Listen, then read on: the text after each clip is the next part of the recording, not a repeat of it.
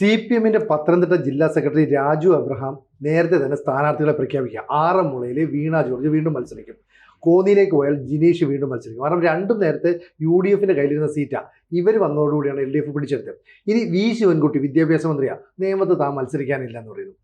AK ബാലൻ വന്നിച്ച് പറയുന്നു ഇവിടെ വലിയ തോതിലുള്ള ജമാഅത്തെ ഇസ്ലാമിയുടെ സ്വാധീനമാണ് ഇനി UDF സർക്കാർ വന്നാൽ. എന്തിന്?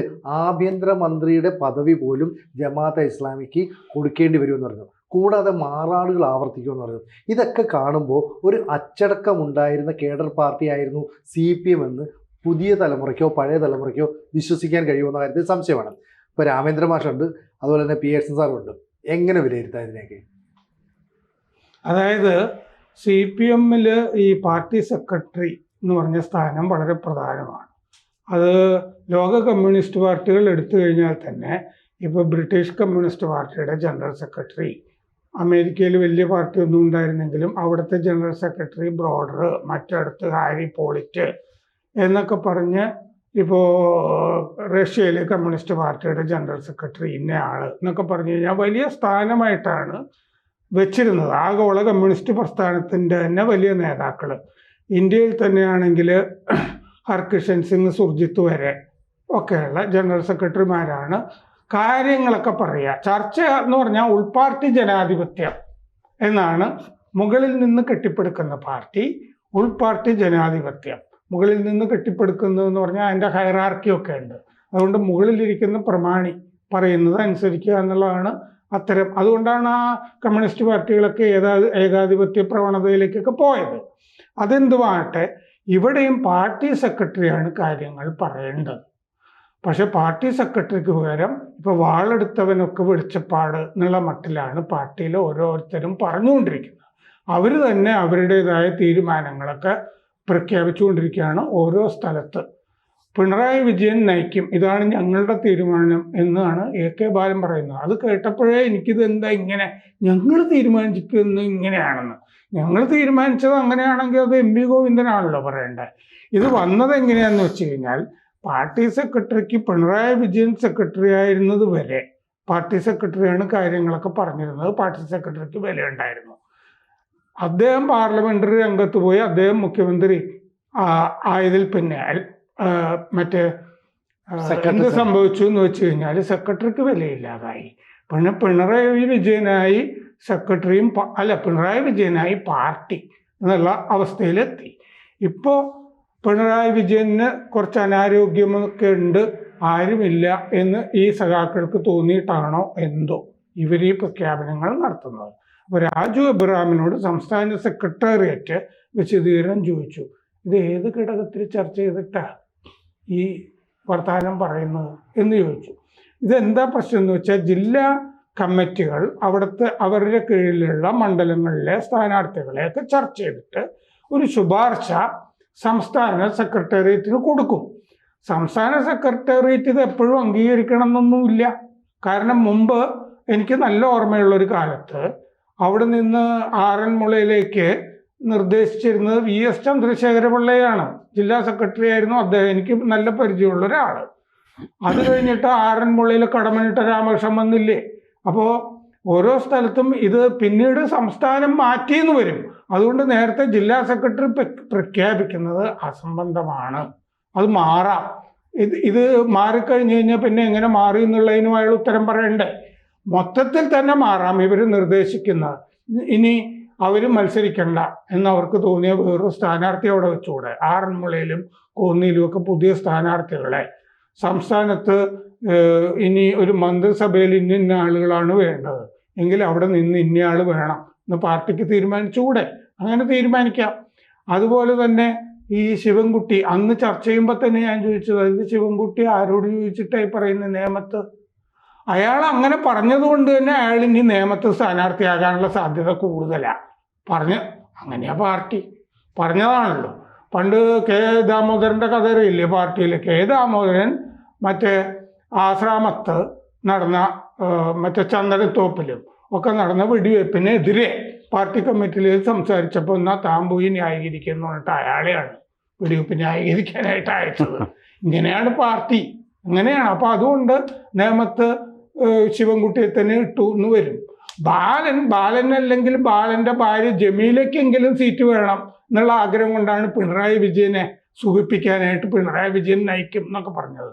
ഈ അസംബന്ധം പറഞ്ഞ് ഇത് ഇങ്ങനെ കോളിളക്കമായതുകൊണ്ട് പ്രതീക്ഷിച്ചിരുന്ന സീറ്റ് പോലും കിട്ടിയില്ല എന്നും വരും.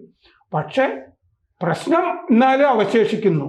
എന്തുകൊണ്ട് പാർട്ടി ഇങ്ങനെ ചിതറിത്തെറിച്ച പോലെ കാണപ്പെടുന്നു? അല്ല, ഈ CPM-ന്റെ നേതാക്കളൊക്കെ തന്നെ ഇപ്പം ഈ പാർട്ടിയുടെ സെക്രട്ടറി പറയുന്നതല്ലാതെ ഈ മുതിർന്ന നേതാക്കളൊന്നും ഇത്തരത്തിൽ ചാനലുകളോട് പരസ്യമായിട്ട് കാര്യങ്ങൾ തുറന്നു പറയുന്ന രീതി ഇല്ലായിരുന്നു. AK ബാലൻ മുമ്പും ഇതുപോലെ തന്നെ പിണറായി വിജയനെ പുകഴ്ത്തുന്ന രീതിയിൽ സംസാരിച്ചു. പക്ഷേ അതും ഈ ബൂമറാങ് പോലെ തിരിച്ചടിക്കുക ചെയ്തത്. ഇപ്പോഴും പറയുന്നുണ്ട് പിണറായി വിജയൻ നയിക്കും, അതുപോലെ തന്നെ ഇവിടെ മാറാടുകൾ ആവർത്തിക്കപ്പെടും. ഇതൊക്കെ AK ബാലൻ പറയാൻ എന്ത് ചുമതലയുള്ളത്? സാധാരണ ജനം അങ്ങനെയും ചിന്തിക്കില്ലേ, പാർട്ടി പ്രവർത്തകർ ഉൾപ്പെടെ? ഇത് വളരെ ഗൗരവമായിട്ടുള്ള വിഷയമായിട്ട് തന്നെയാണ് പാർട്ടി കാണുക എന്നാണ് ഞാൻ കണക്കാക്കുന്നത്. കാരണം പാർട്ടിയെ വെല്ലുവിളിക്കുന്ന പരിപാടിയാണ്. കാരണം പാർട്ടിയുടെ അച്ചടക്കം തകർക്കുക, പാർട്ടിയുടെ പലതും തകർന്നു കഴിഞ്ഞു എന്നുള്ള കാര്യം നമുക്കറിയാം. അതിൻ്റെ ആദർശാത്മകമായിട്ടുള്ള നിഷ്ഠ, പ്രത്യയശാസ്ത്ര നിഷ്ഠ, അങ്ങനെയൊക്കെയുള്ള ഒരുപാട് കാര്യങ്ങളിൽ ഒരുപാട് വിട്ടുവീഴ്ചകളും അതേപോലെ തന്നെ കോംപ്രമൈസുകളൊക്കെ നടത്തി വല്ലാത്ത ഒരവസ്ഥയിൽ ആണ് പാർട്ടി നിൽക്കുന്നത്. ബാക്കി അവശേഷിച്ചിരുന്നാണ് സംഘടന കൊണ്ടെല്ലാം നേടാം എന്ന വിശ്വാസമാണ് പിണറായി വിജയൻ അടക്കമുള്ള ആളുകൾക്ക് ഇതുവരെ പുലർത്താൻ കഴിഞ്ഞിരുന്നത്. ഇപ്പോൾ അവർ നോക്കുമ്പോൾ എന്താണെന്ന് വെച്ചാൽ ആ സംഘടനയും രാജു എബ്രഹാം അതേപോലെ തന്നെ മറ്റ് പലയിടങ്ങളിലുള്ള സഹാക്കൾ, ഇപ്പോൾ നമ്മൾ പ്രത്യക്ഷത്തിൽ കാണുന്നത് രാജു എബ്രഹാമിൻ്റെയും അതേപോലെ തന്നെ ബാലൻ്റെയും പ്രസ്താവനകളാണ്. അത് മാത്രമായിരിക്കില്ലെന്ന് ഞാൻ പറയണം. പല സ്ഥലത്തും ആളുകൾ ഇങ്ങനെയൊക്കെ പറയാൻ തുടങ്ങി കഴിഞ്ഞത്. അതിൻ്റെ അർത്ഥം എന്താണ്? നാഥനിലെ കളരിയായി CPM മാറുന്നു എന്ന് പറയുന്ന വർത്തമാനത്തിന് ശക്തി പ്രാപിക്കും എന്നുള്ളതാണ്. മുൻപ് നായനാർ പോലും പാർട്ടി പറഞ്ഞതിന് ശേഷമേ പറയുള്ളൂ ഒരു കാര്യം, ആരും അങ്ങനെ പറയാനായിട്ട് പാടുള്ളൂ എന്നുള്ളതാണ് CPM-ന്റെ ഒരു ബലം, CPM-ന്റെ ശക്തി അതാണ്. അതിന് വേറെ ഒരുപാട് പ്രശ്നങ്ങളൊക്കെ നേരത്തെ പറഞ്ഞ പോലെ ഏകാധിപത്യത്തിലേക്ക് പോകാനായിട്ടുള്ള സാധ്യത, പകരപ്രതിഷ്ഠ എന്ന് പറയുന്ന സംവിധാനം, അതൊക്കെ പിണറായി വിജയൻ ഇപ്പോൾ സ്ഥാപിച്ചു കഴിഞ്ഞിരിക്കുകയാണ്. കാരണം പാർട്ടി എന്ന് പറഞ്ഞതിനിടയിൽ പിണറായിയാണ് എന്ന് സ്ഥാപിക്കപ്പെട്ട ഇതിൻ്റെ ഒരു ദുരന്തം കൂടി ഇതിനകത്ത് യഥാർത്ഥത്തിൽ പ്രകടമാക്കപ്പെടുന്നുണ്ട്. പാർട്ടി എന്ന് പറഞ്ഞാൽ പാർട്ടിയാണ് എന്ന ബോധം നിലവിലുള്ള എല്ലാ ഘടകങ്ങൾക്കും ഉണ്ടായാൽ മാത്രമാണ് ഇങ്ങനെയുള്ള പ്രസ്താവനകളും ഇങ്ങനെയുള്ള അവരുടെ തന്നെ ഒരു ആധികാരികമായിട്ടുള്ള പ്രകടനങ്ങളും ഇല്ലാതാവുകയുള്ളൂ എന്നുള്ളതാണ്. ഇപ്പോൾ ചോദിച്ചിട്ടുണ്ട് എന്താണ് അല്ലേ, എക്സ്പ്ലനേഷൻ ചോദിച്ചിട്ടുണ്ട്. അല്ല, അങ്ങനെയാണെങ്കിൽ പോലും ഈ വ്യക്തികളെ ആരാധിക്കുന്നു എന്ന് പറഞ്ഞിട്ട് P ജയരാജന് എന്തുമാത്രം വിമർശനം കിട്ടും, അതുപോലെ തന്നെ EP ജയരാജൻ എന്തുമാത്രം വിമർശനം കിട്ടും. അതൊക്കെ ഉണ്ടായത് മാസങ്ങൾക്ക് മുമ്പ് എന്നുള്ള രീതിയിൽ മാത്രമാണ്. പക്ഷേ കുറേ കാലം കൂടി ഇങ്ങോട്ട് കഴിഞ്ഞു, നിയമസഭാ തെരഞ്ഞെടുപ്പ് പടിവാതിലെത്തി. അപ്പോൾ വീണ്ടും ഇത്തരത്തിലുള്ള പരസ്യ പ്രസ്താവനകളുമായിട്ട് ജില്ലാ സെക്രട്ടറിമാരടക്കം വരുന്നു. എന്തുകൊണ്ടാണ് ഈ മുഖ്യമന്ത്രി സ്ഥാനവും പാർട്ടിയുടെ ചുമതലയും ഒരാളിൽ തന്നെ കേന്ദ്രീകരിക്കാൻ ശ്രമിക്കുന്നത്? വല്ലാത്ത പൊട്ടിത്തെറിയിലേക്ക് നീങ്ങുകയാണോ? രണ്ട് കാര്യമുണ്ട്. ഒന്ന്, വ്യക്തിപൂജ പാർട്ടിയിലാകാം, പക്ഷേ അത് ഒരാളെ സംബന്ധിച്ച് മാത്രമേ വ്യക്തിപൂജ ആകാവൂ. അങ്ങനെയുണ്ട്. അതാണ് സ്റ്റാലിൻ ജീവിക്കുമ്പോൾ സ്റ്റാലിനെ പറ്റി മാത്രമുള്ള വ്യക്തിപൂജ ആകാവൂ, വേറൊരാളെ പറ്റിയിട്ടുള്ള വ്യക്തിപൂജ ആകാൻ പാടില്ല. അത് നമ്മളിങ്ങോട്ട് എടുത്തു കഴിഞ്ഞാൽ പിണറായി വിജയനെ പറ്റി മാത്രമുള്ള വ്യക്തിപൂജ, അദ്ദേഹത്തിനെ പറ്റി തിരുവാതിര കളി ഇല്ലേ, കാരണഭൂതം ഒക്കെ പറഞ്ഞിട്ടുള്ള പാട്ടുകൾ, അദ്ദേഹത്തിനെ സ്മരിച്ചുകൊണ്ടുള്ള തിരുവാതിര കളി പാട്ടുകൾ. അത് കഴിഞ്ഞതിന് ശേഷം പാട്ട് വന്നല്ലേ, സെക്രട്ടേറിയറ്റിൽ നിന്ന് പാട്ട് വന്നു. ഒരാൾ പാട്ട് വന്നു, അവിടെ എന്തോ ജോലി കിട്ടിയ ആളോ മറ്റോ. ഞാൻ ഉപകാരസ്മരണയ്ക്ക് ഇതെങ്കിലും ചെയ്യണ്ടെന്ന് പുള്ളി ചോദിച്ചു, ഒരു പാട്ടെങ്കിലും ഞാൻ എഴുതണ്ടേ എന്ന് പറഞ്ഞിട്ടുള്ള സ്തുതിഗീതങ്ങൾ ഇങ്ങനെ. അത് ഒരാളെ പറ്റിയേ ആകാവൂ. അതുകൊണ്ട് P ജയരാജനെ പറ്റി സഖാക്കൾ ചെയ്തത് തെറ്റായിപ്പോയി എന്നാണ് എൻ്റെ അഭിപ്രായം. ഒരാളെ പറ്റി അത് പിന്നീട് ക്രൂസ്ചേവ് വന്നിട്ടാണല്ലോ ഈ വ്യക്തിപൂജ ശരിയല്ലായിരുന്നു എന്ന് പറഞ്ഞിട്ട് വലിച്ചു കയറിയത് അടുത്ത പാർട്ടി കോൺഗ്രസ്സിൽ.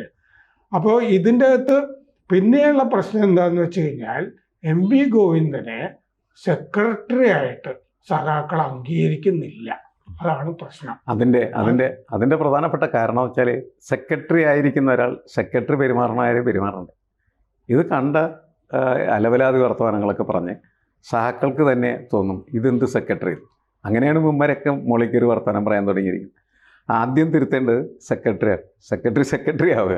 അപ്പോൾ അണികളും അതേപോലെ തന്നെ ഘടകങ്ങളും ജില്ലാ കമ്മിറ്റികളും ഒക്കെ സെക്രട്ടറി പറയുന്ന അനുസരിക്കുന്ന സ്ഥിതിയിലേക്ക് വരും. സെക്രട്ടറിയുടെ മുഖം തിരിഞ്ഞിരിക്കുന്നത് പിണറായി വിജയനിലേക്കാണ്. അവിടുത്തെ മുഖഭാവ വ്യത്യാസങ്ങൾക്കനുസരിച്ചാണ് സെക്രട്ടറി വർത്തമാനം പറഞ്ഞുകൊണ്ടിരിക്കുന്നത്. സെക്രട്ടറിക്ക് സ്വന്തമായ റോളില്ല. ആ റോള് ഗോവിന്ദൻ തിരിച്ചു പിടിക്കട്ടെ. തിരിച്ചു പിടിച്ചാൽ ഈ പ്രശ്നങ്ങൾ ഒരു പരിധിവരെ പരിഹരിക്കപ്പെടും. അല്ലെങ്കിൽ ഇതിൻ്റെ ഡിസിപ്ലിനും കൂടി മനോഹരമായ സ്വപ്നം ആ എങ്ങനെ തിരിച്ചു പിടിക്കും? തിരിച്ചു പിടിക്കാൻ സാധ്യതയില്ലെന്ന് പറഞ്ഞാൽ അതിൻ്റെ കുഴപ്പം എന്താണെന്ന് വെച്ചാൽ ഈ സംഘടനയാണ് ഇതിനെ ആവിശേഷിച്ചിരുന്ന ഒരു സംവിധാനം. ആ സംഘടനയോട് താർന്നാൽ പിന്നെ ഇത് വലുതും ഉണ്ടാവുക. അതാണ് ബേസിക് ക്വസ്റ്റ്യൻ. അല്ല, ഈ പ്രായപരിധിയുടെ കാര്യമൊക്കെ പറഞ്ഞിട്ട് ജി സുധാകരനെ നിശബ്ദനാക്കി, തോമസ് ഐസക്കിനെ നിശബ്ദനാക്കി, എന്തുകൊണ്ട് എ കെ ബാലനെ നിശബ്ദനാക്കാൻ പറ്റുന്നില്ല? അപ്പൊ എ കെ ബാലൻ എന്തൊക്കെയോ പ്രതീക്ഷിക്കുന്നു, അങ്ങനെയാണ് വരുന്നുണ്ട്. ഇപ്പൊ അധികം സിനുജി അധികം വിഷമിക്കണ്ട, ഉടനെ തന്നെ അതുണ്ടാവും അല്ലേ? ഇപ്പൊ എം എ ബേബി എന്ന് പറയുന്ന പാർട്ടിയുടെ ദേശീയ ജനറൽ സെക്രട്ടറി പോലും കാര്യങ്ങളൊന്നും തുറന്നു പറയുന്നില്ല. അപ്പോഴും പിണറായി വിജയനോടുള്ള ഒരു പേടി ഉണ്ടായിരുന്നു. ഇനി ബേബി കാര്യങ്ങളൊക്കെ അവതരിപ്പിക്കുമെന്ന് തോന്നുന്നുണ്ടോ? എവിടെ നിന്ന്? കാരണം ബേബി ആ സ്ഥാനത്തിരിക്കുന്നത് പിണറായി വിജയന് സംതൃപ്തി ഉള്ളിടത്തോളം എന്നാണ് ഭരണഘടനയിൽ പറഞ്ഞിട്ടുണ്ടല്ലോ. ഗവർണറുടെ തൃപ്തി ഉള്ളിടത്തോളം മന്ത്രിമാരായിരിക്കും എന്ന് പറയുന്നില്ലേ? രാഷ്ട്രപതിയുടെ തൃപ്തി ഉള്ളിടത്തോളം പ്ലഷർ എന്നാണ് ഭരണഘടനയിലെ വാക്ക്. ആ പ്ലഷർ ഇവിടെ കറക്റ്റാണ്. പിണറായി വിജയന് ജനറൽ സെക്രട്ടറി ആ പ്ലഷർ നഷ്ടപ്പെടുത്താൻ പാടില്ല. അതാണ് പ്രശ്നം. അല്ല, ഇപ്പം ഈ 2.0 വരെ നമ്മൾ ഓക്കെ, LDF ഈ LDF 3.0 വരുന്നു എന്ന് പറയുമ്പോൾ കഴിഞ്ഞ തവണ പിണറായി വിജയൻ ബാക്കിയുള്ള എക്സ്പീരിയൻസ്ഡ് ആയിട്ടുള്ള നേതാക്കളെ മുഴുവൻ മാറ്റി നിർത്തി. അങ്ങനെയാണെങ്കിൽ ഇത്തവണ എന്ത് തന്ത്രമായിരിക്കും ഉപയോഗിക്കുക? സാഹചര്യങ്ങൾ മാറുകയാണ്. കഴിഞ്ഞിടത്ത് കാര്യങ്ങൾ ആവർത്തിക്കപ്പെടാൻ പറ്റില്ല. ഇപ്പോൾ ഒറ്റ മുദ്രാവാക്യം ഉണ്ടാവുള്ളൂ. മാനദണ്ഡം എന്ന് പറയുന്നത് വിജയമാണ്. ആര് ജയിക്കും? അതായി നേരത്തെ അങ്ങനെയല്ല, രണ്ടു വട്ടം മത്സരിച്ചവർ വേണ്ട. ഇപ്പോഴത്തെ മാനദണ്ഡം മാറി. ജയിക്കുന്നവനെ മത്സരിപ്പിക്കും. ഒരു കാര്യം ചെയ്യാമാണെങ്കിൽ എനിക്ക് തോന്നുന്നത് ഇതുവരെ പാർട്ടി ചെയ്തൊക്കെ കണ്ട് അതായത് MP ഗോവിന്ദന് മത്സരിക്കണം എന്നൊരാഗ്രഹം ഉണ്ടാകാമല്ലോ. അങ്ങനെയാണെങ്കിൽ അദ്ദേഹം ഈ തെരഞ്ഞെടുപ്പ് ഗോതയിലേക്ക് ഇറങ്ങിയിട്ട് ഒരു താൽക്കാലിക സെക്രട്ടറി വേണമെങ്കിൽ വെക്കാം. പിണറായി വിജയൻ അങ്ങനൊരു തന്ത്രത്തിലേക്ക് പോവോ എന്നുള്ളത് നമുക്കറിയില്ല. അതായത് പിണറായി വിജയനെ വീണ്ടും സെക്രട്ടറി ആക്കാം. എങ്ങനെയാണ് അദ്ദേഹത്തിന് തൃപ്തിയുള്ള ഒരാളെ, അങ്ങനെയാണല്ലോ തൃപ്തി. ഇപ്പോൾ MP ഗോവിന്ദന്റെ പ്രശ്നം എന്താണ്? ഗോവിന്ദൻ പറയുന്ന കാര്യങ്ങൾ ഗോവിന്ദൻ തന്നെ തിരുത്തേണ്ടി വരുന്നു. അങ്ങനെയാണല്ലോ. കാരണം പുള്ളി നേരത്തെ സൈദ്ധാന്തികൻ എന്നുള്ളൊരു പേരുണ്ടായിരുന്നു. പുള്ളിക്ക് സിദ്ധാന്തവും അറിയില്ല, പ്രയോഗം അറിയില്ല എന്ന് സഖാക്കൾക്ക് ബോധ്യപ്പെട്ടു. അങ്ങനെയാണ് ഈ അവസ്ഥ ഉണ്ടായത്. അത് എന്താ സംഭവിക്കുക എന്നുള്ളത് കാത്തിരിക്കാം. പ്രേക്ഷകരോട് ഒരു അഭ്യർത്ഥനയുണ്ട്. ABC-ക്ക് ഒരു ഹിന്ദി ചാനൽ കൂടിയുണ്ട്. അത് കേരളത്തിന് മാത്രമല്ല, ABC ഭാരതത്തിന് തന്നെ ഒരു ജാലകമാകണം എന്ന ആഗ്രഹത്തിൽ നമ്മൾ കുറച്ചു കാലമായി ഈ ഹിന്ദി ചാനൽ തുടങ്ങിയിട്ട് നന്നായിട്ട് പോകുന്നു. അതും സബ്സ്ക്രൈബ് ചെയ്യുക. കൂടുതൽ വാർത്തകളും വിശേഷങ്ങളും നിങ്ങളിലേക്ക് എത്താൻ ABC മലയാളം സബ്സ്ക്രൈബ് ചെയ്യുക, ബെൽ ബട്ടണും അമർത്തുക.